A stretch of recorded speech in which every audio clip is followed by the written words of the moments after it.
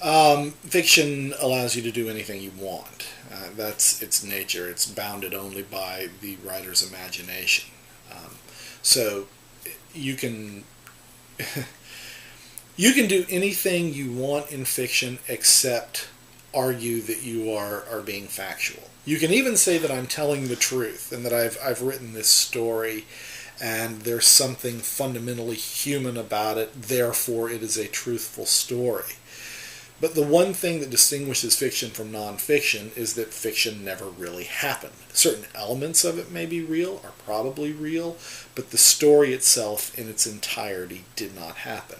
And nonfiction is the opposite. It's in some respects very limited, at least relative to fiction, because it needs to be factual. It needs to be something that actually happened. It needs to be something grounded in the real world and arguably verifiable.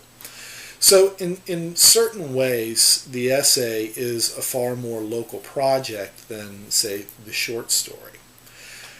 But the great benefit that the essay has is its truth. Let's say I write a short story about, I don't know, a girl in Afghanistan who's murdered by two men who she supposedly, shunned or scorned in some way, and this is a revenge killing.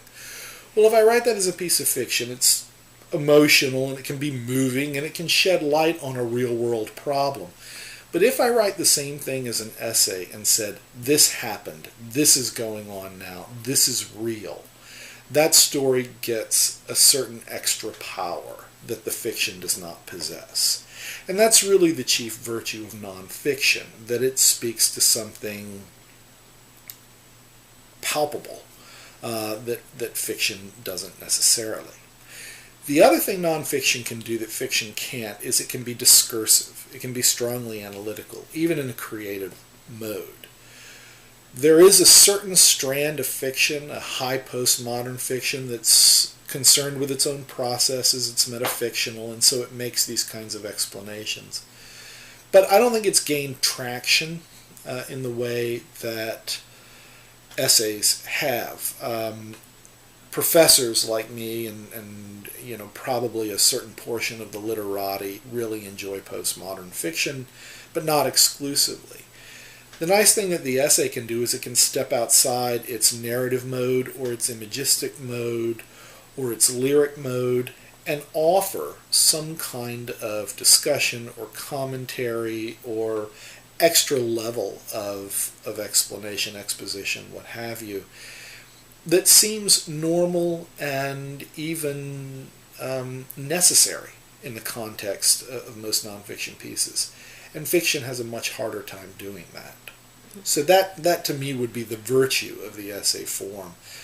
First of all, that it's representing something real, and second of all, that it's able to explore that reality in a mode that is not just sort of creative and narrative driven or image driven like a short story or a poem, but also analytic. And it combines those two nice elements of a creative and an analytical essay. Mm-hmm.